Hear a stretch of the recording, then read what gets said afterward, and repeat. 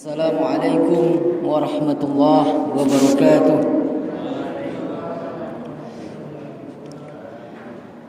Alhamdulillah, wassalatu wassalamu ala rasulillah wa ala alihi wa sahbihi wa mawalah wa man ittaba'u hudah. Asyhadu an la ilaha illallah wahdahu la syarika lah wa asyhadu anna Muhammadan abduhu wa rasuluh sallallahu alaihi wasallam tasliman mazida. Allahumma salli wa sallim ala nabiyyina Muhammadin wa ala alihi wa sahbihi ajma'in. Amma ba'd. Bapak Ibu jemaah rahimakumullah, alhamdulillah, Allah Rabbul Alamin yang pantas untuk kita puji dan yang pantas untuk kita ibadahi. Salawat dan salam kepada Nabi kita, Nabi yang mulia, Nabi Muhammad sallallahu alaihi wasallam al-mursalin. Dan itulah yang perlu kita tanamkan kecintaan kita kepada Nabi kita, Nabi Muhammad sallallahu alaihi wasallam. Rasulullah sallallahu alaihi wasallam mengabarkan kepada kita bahwa manusia itu akan dihisab, akan diminta pertanggungjawabannya di hadapan Allah Jalla wa'ala. Bagaimana hartanya dan di mana dia ambil? Bagaimana hartanya dan di mana dia infakkan? Dan Ibnu Mas'ud radhiyallahu an, sahabat Rasulullah sallallahu alaihi wasallam radhiyallahu an, semoga Allah meridhoinya, mengatakan bahwa Rasulullah sallallahu alaihi wasallam bersabda, la tazula qadaman ibnu Adam yaumal qiyamah min indi rabbih hatta yus'ala an khams. Bahwa tidak ada yang aman, tidak akan bisa merasa aman di yaumul hisab, di hari kiamat, setiap kaki anak Adam tersebut. Kenapa? Karena di sisi Rabb-nya pasti dia akan ditanya akan 5 hal. Dan 5 hal tersebut, yang pertama dia ditanya bagaimana umurnya dan untuk apa umurnya dihabiskan. Walaupun ini mungkin sudah pernah Bapak Ibu dengar, tapi sering kita lupa bahwa umur yang kita jalani itu sering kita sia-siakan, sering kita lalaikan. Padahal umur tersebut sangat-sangat bermanfaat untuk kita manfaatkan beramal saleh. Karena banyak manusia itu lupa dengan waktunya, lupa dengan apa yang sedang dia hadapi, sisa-sisa dari umurnya. Jadi kadang-kadang bangun untuk tahajud kurang tersentuh, kurang bergairah, atau kadang-kadang membaca Quran. Bahkan banyak kalau di waktu maghrib, dulunya anak-anak dan remaja sibuk di masjid untuk mempelajari Al-Quran. Tapi kita lihat justru di depan TV atau di jalan-jalan, sangat merugi. Sangat merugi umur yang mereka miliki tetapi mereka sia-siakan. Waliyadzubillah. Wa an syababihi fima ablah.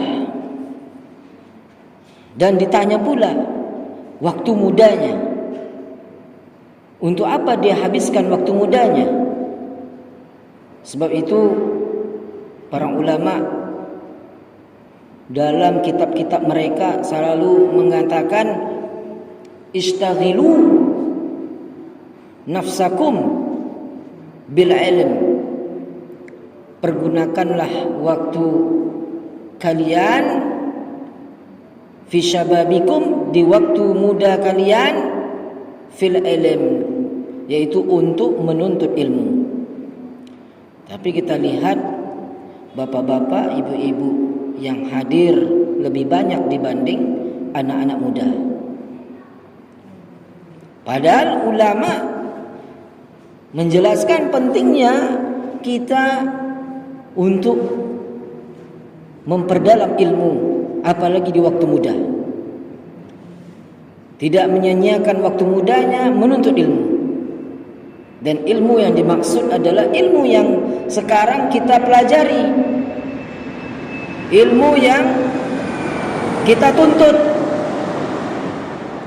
ilmu yang berguna untuk sholat kita, puasa kita, ibadah kita, dan semua untuk akhirat kita. Tapi anak-anak muda kita lihat sedikit dibanding bapak ibu. Yang paling banyak adalah bapak dan ibu. Apalagi ada lagi khusus kajian ibu-ibu. Itu menunjukkan bahwa waktu muda itu banyak disia-siakan.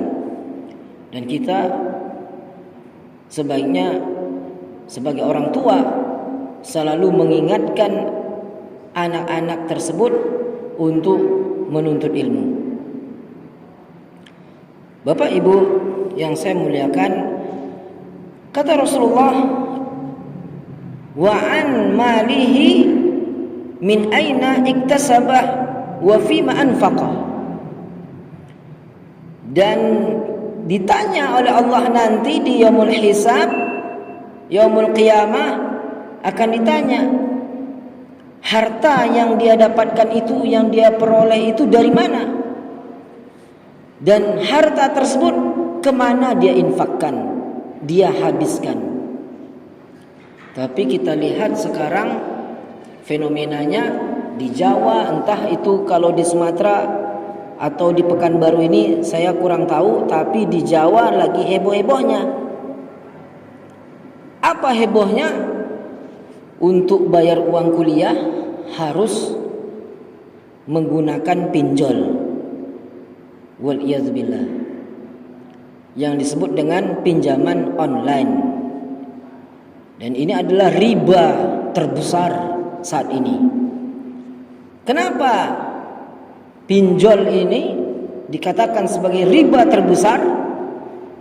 Karena bunganya tinggi dan mudah untuk diperoleh. Hanya dengan jari jemari, dengan tangan digoyangkan di depan HP, lalu dengan mudahnya cair duit tersebut, tetapi setelah itu susah untuk dibayar bunganya tersebut. Allahul musta'an. Ngeri Bu, ngeri Bapak. Di zaman sekarang ini di ITB mereka kuliah, kalau nggak ada duitnya disuruh untuk bayar pinjol. Disuruh dulu mengajukan dengan beasiswa, ternyata syarat untuk dapat beasiswa surat keterangan miskin.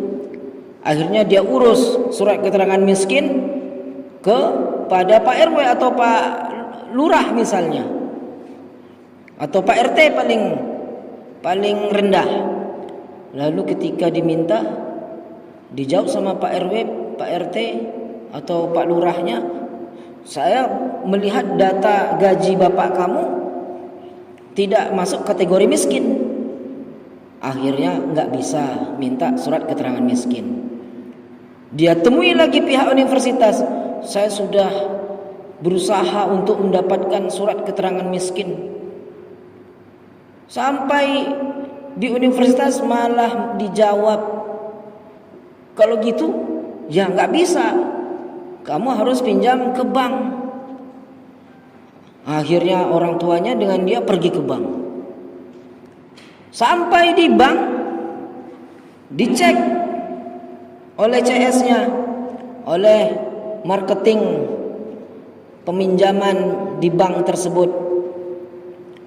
Ternyata dicek, wah ini gaji bapak tidak cukup untuk angsuran peminjaman dari bank ini, jadi nggak bisa pinjam segitu.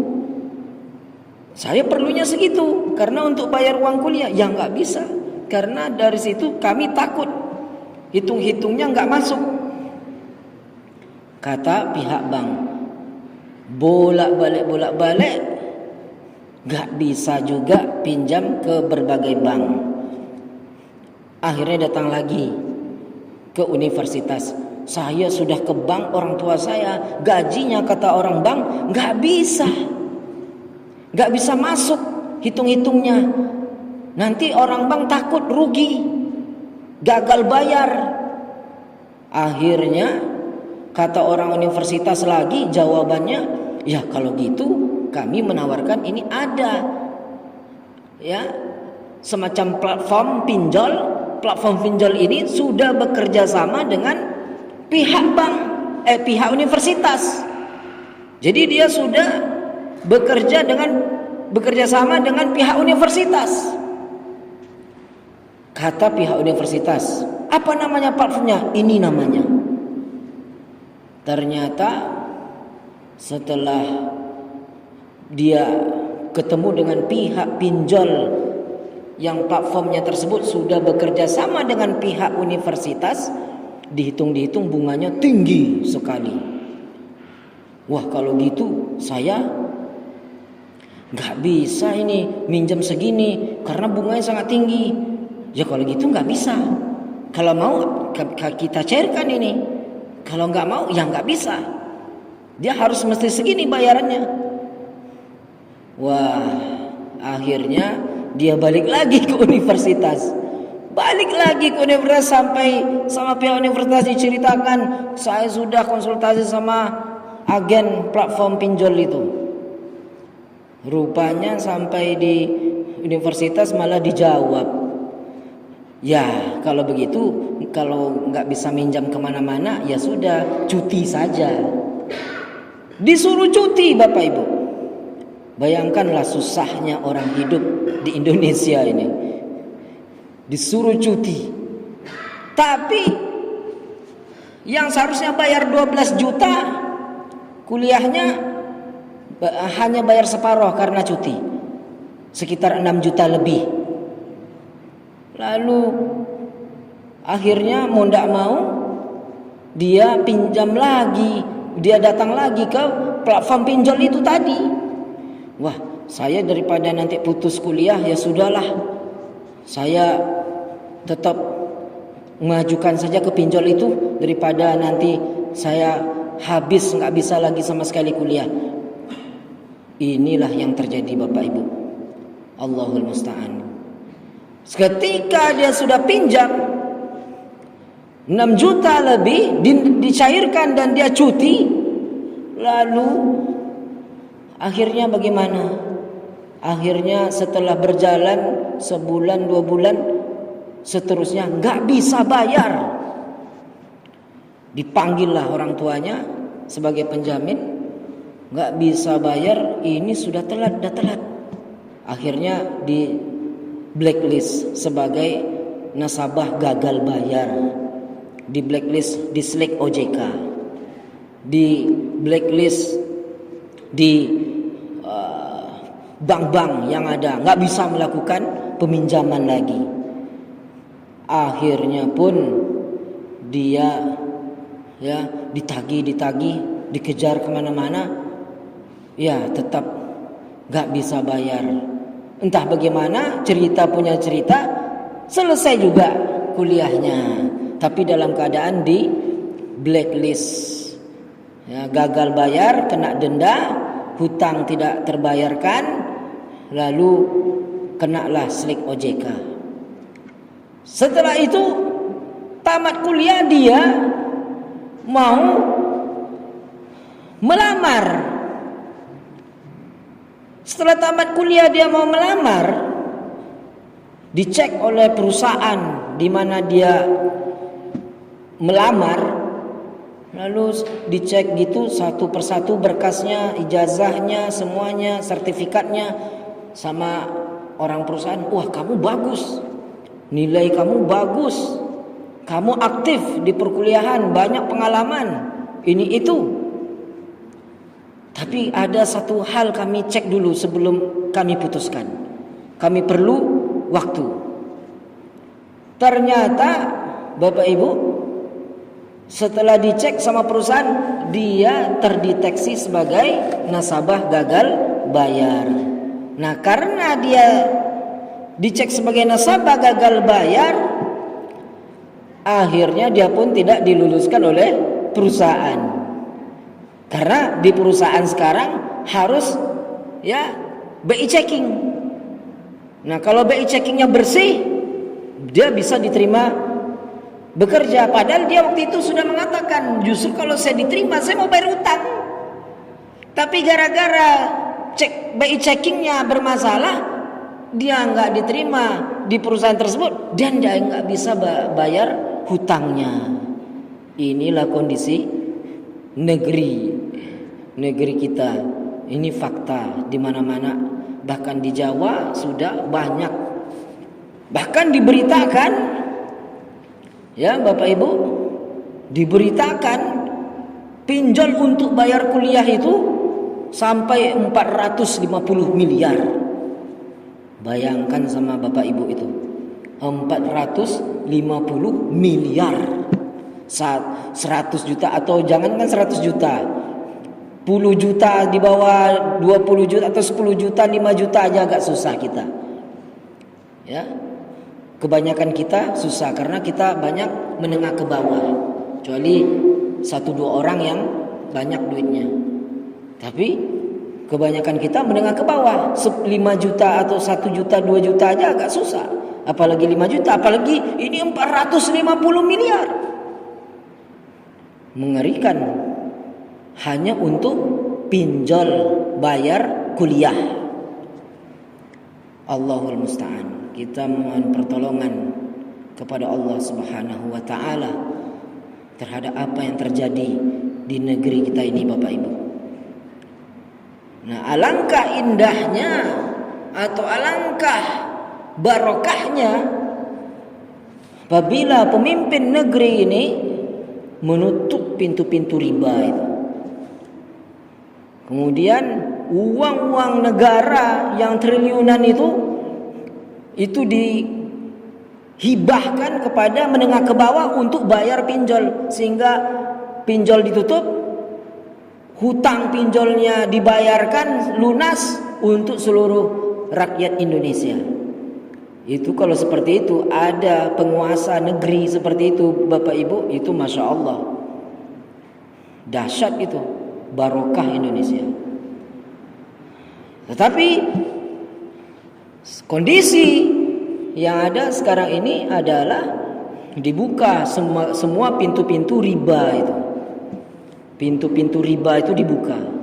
Yang mau kuliah pinjol, yang mau membeli kebutuhan sekunder atau gaya hidup, lifestyle katanya, itu pinjol. Dan banyak lagi berbagai alasan, ujung-ujungnya pinjol. Lalu apa yang terjadi? Waliyadzubillah, hidupnya tidak tenang dan berbagai macam persoalan yang terjadi. Nah, inilah hadis Rasulullah SAW ini, Bapak Ibu, ini adalah sebenarnya hadis yang sangat bermanfaat untuk kita. Kenapa? Karena Rasulullah SAW mengingatkan kita agar harta yang kita peroleh itu dari yang halal. Harta yang kita cari, yang kita upayakan untuk kita rasakan dan nikmati halal. Lalu juga harta yang kita dapatkan tadi yang halal itu kita pergunakan untuk yang halal pula. Kalau begini indahnya kehidupan umat muslim, indahnya kehidupan umat Islam Bapak Ibu. Indah.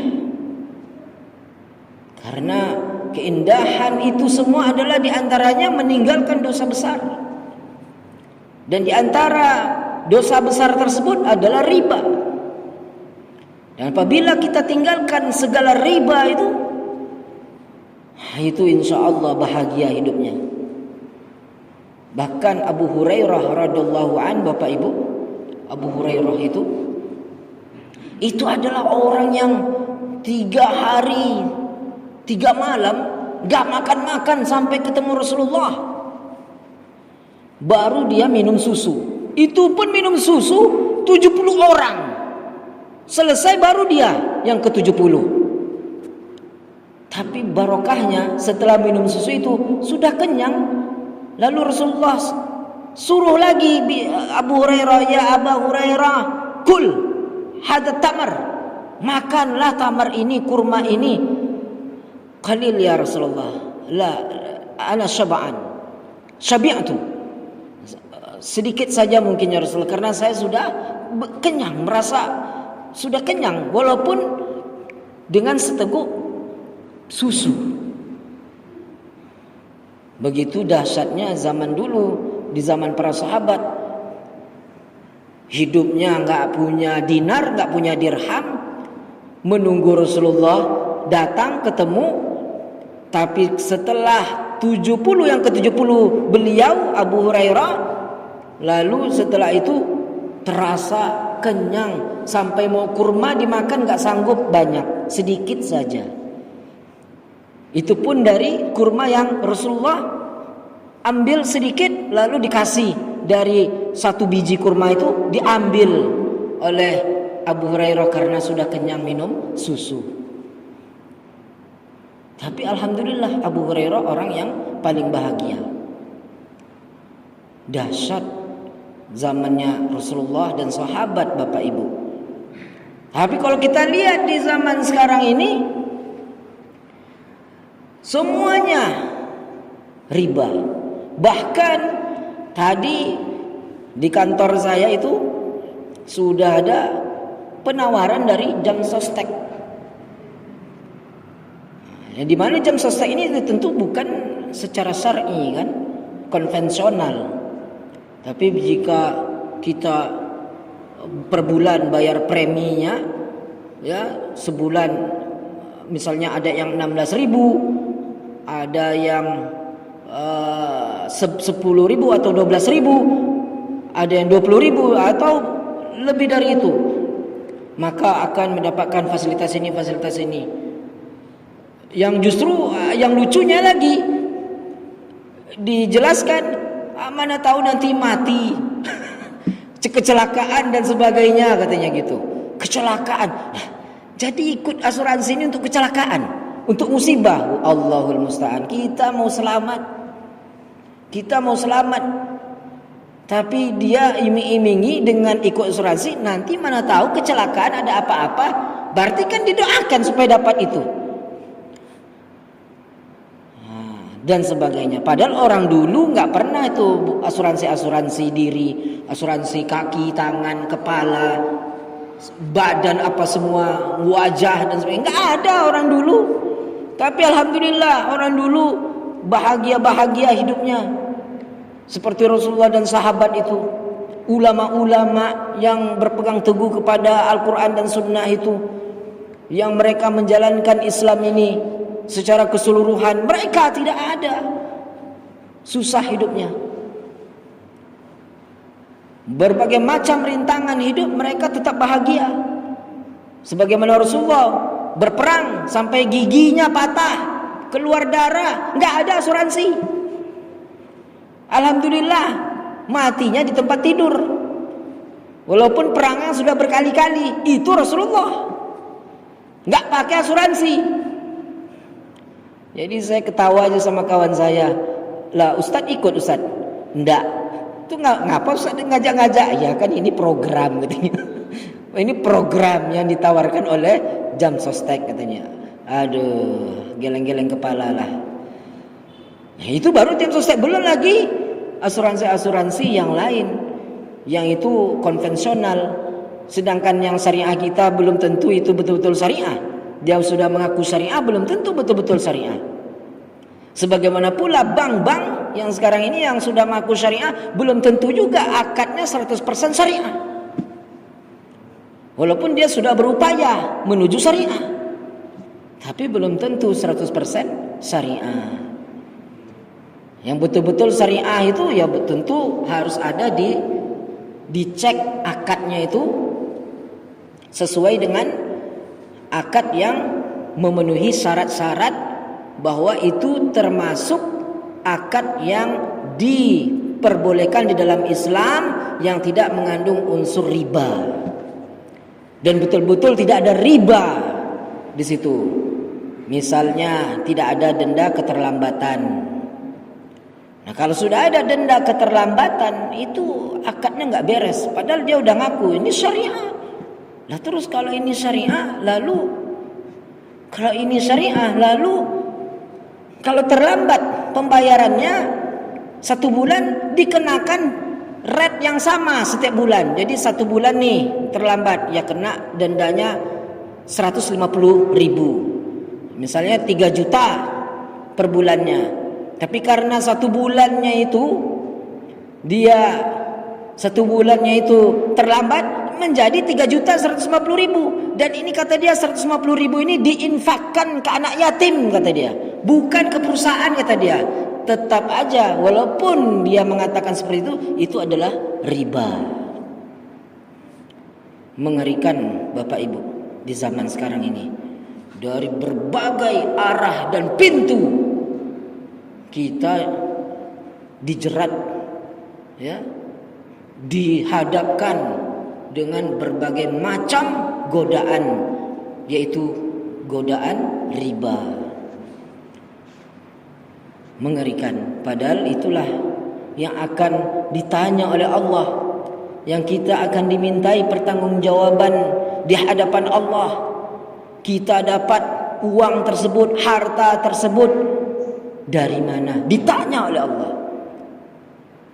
Bayangkan kalau dia penguasa, di mana penguasa ini mengeruk uang negara lalu digunakan untuk sesuatu yang tercela, untuk menzolimi rakyatnya, untuk kekuasaannya, untuk dan yang lain-lainnya, maka itu ditanya oleh Allah Subhanahu wa taala.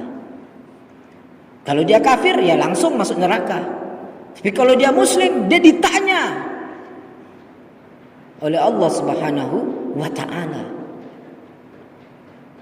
Dan itu di zaman sekarang Bapak Ibu di zaman sekarang hal-hal yang seperti ini sering luput. Kebanyakan umat manusia di zaman sekarang ini merasa aman dengan hal-hal seperti itu. Dan dia anggap remeh hal-hal seperti itu. Dia anggap wajar hal-hal seperti itu. Dan itu terjadi di negeri kita. Waliyazbillah. Bahkan dia bercerita, "Bapak dari mana?" "Oh, saya tadi dari bank itu." "Ngapa Bapak dari bank itu?" "Baru saya minjam." "Berapa Bapak pinjam?" 300 juta. "Berapa lama?" 10 tahun. "Bapak minjam di mana lagi?" "Saya baru nih." "Berapa minjam?" 400 juta. "Untuk apa?" "Beli mobil, buat rumah, dan macam-macam." "Banknya apa?" "Banknya ya bank itu." "Syariah?" "Enggak." "Akadnya?" "Enggak." Karena yang namanya syariah, yang betul-betul syariah, bukan duit yang diterima. Itu sebenarnya, dan itu banyak nggak paham. Dan para pegawai baik negeri maupun swasta, mereka merasa itu aman yang ditawarkan oleh bank syariah, yang dimana di situ bukan pembelian rumah, bukan pembelian mobil dan sebagainya, tapi mendapatkan uang. Yang 300 juta, yang 400 juta, bahkan 500 juta. Yang kalau di atas 300 juta berarti harus pakai agunan, sertifikat tanah. Yang sertifikat tanahnya itu ada yang sampai 1 miliar atau 2 miliar. Tapi mau-maunya saja menerima uang 300 juta, sedangkan harga sertifikat tanahnya itu kalau terjual tanahnya itu 2 miliar. Tapi dia mau agunkan itu ke bank. Di manalah cara berpikir kita, Bapak Ibu? Orang-orang sekarang ini. Allahul musta'an. Daripada begitu udahlah, terima aja lah. Apa yang ada ini qanaah inilah. Inilah sebenarnya rahasianya.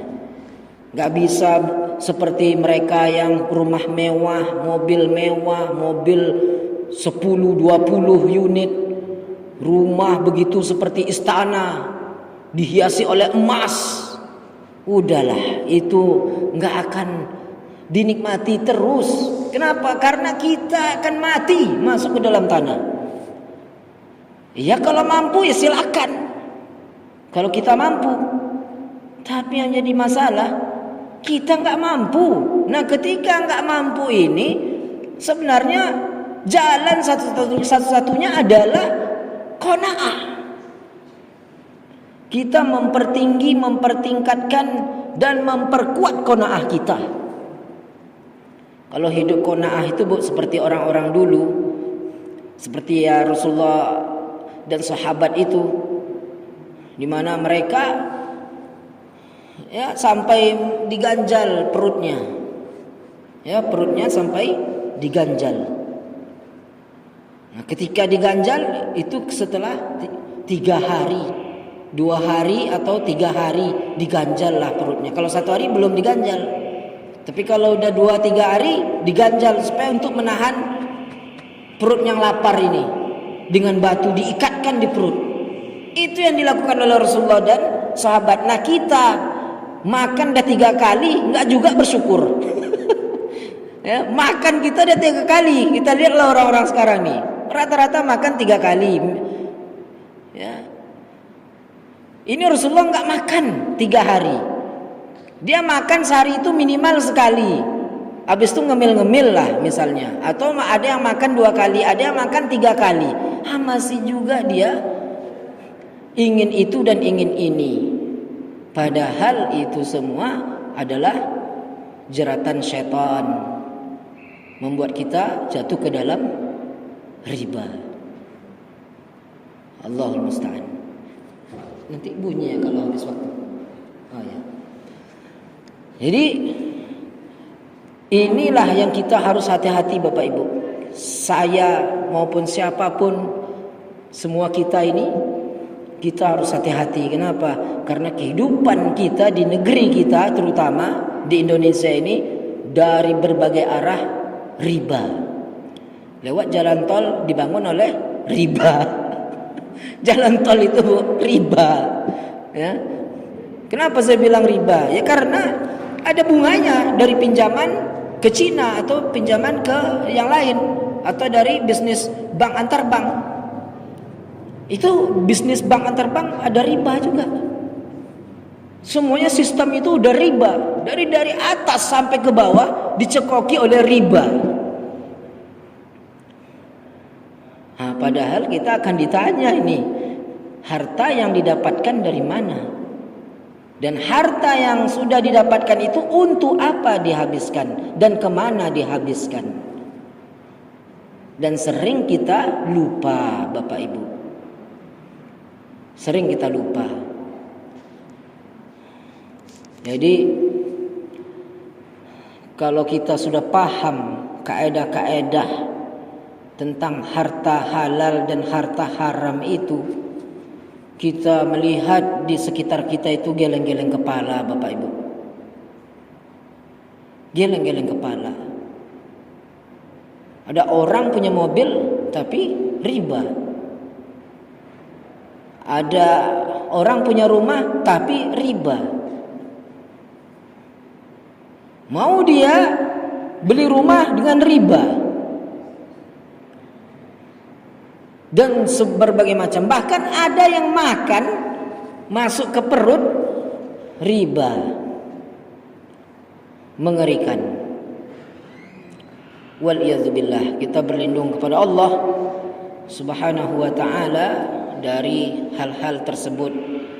Semoga Allah Subhanahu wa ta'ala memberikan perlindungan kepada kita sehingga kita menjadi orang yang selamat. Kemudian kata Rasulullah sallallahu alaihi wasallam, "Wa madza amila fima alima."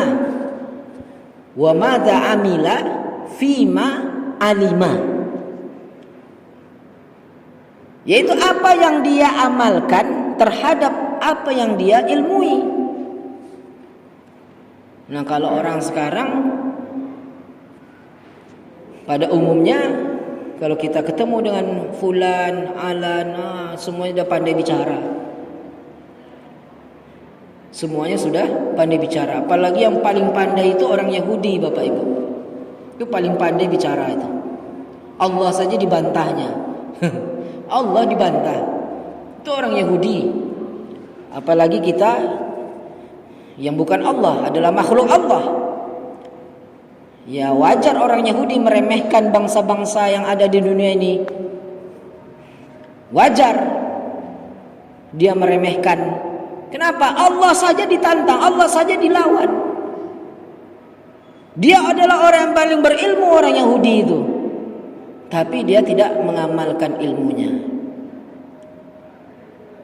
Nah, sekarang itu kita harus menjadi orang yang wasat, Bapak Ibu. Wasat itu yang sebenarnya moderat. Itu yang sebenarnya istilahnya wasatiyah, tengah-tengah. Yang mana umat yang tengah-tengah itu dia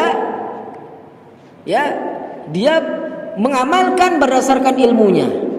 Dia berilmu mengamalkan ilmunya. Itulah yang sebenarnya yang tengah-tengah itu. Sedangkan yang Yahudi ini, dia adalah orang yang dia berilmu tinggi tapi tidak mengamalkan. Dan sebaliknya, ya, orang Nasrani dia beramal tapi tidak berilmu. Jadi kebalikan dari Yahudi. Maka kita jangan sampailah seperti Yahudi dan Nasrani itu, Bapak Ibu. Mudah-mudahan apa yang saya bahas ini bermanfaat. Karena waktu sudah habis ya, Ustaz Imam. Jadi saya pun cukupkan sampai di sini pembahasan, dan mohon maaf apabila pembahasan ini terasa kurang ataupun sesi tanya jawabnya mungkin tidak bisa lagi karena waktu isya kita sudah sampai. Dan saya berterima kasih atas kehadiran Bapak Ibu. Saya mohon maaf apabila ada yang kurang. Walhamdulillahirabbil alamin.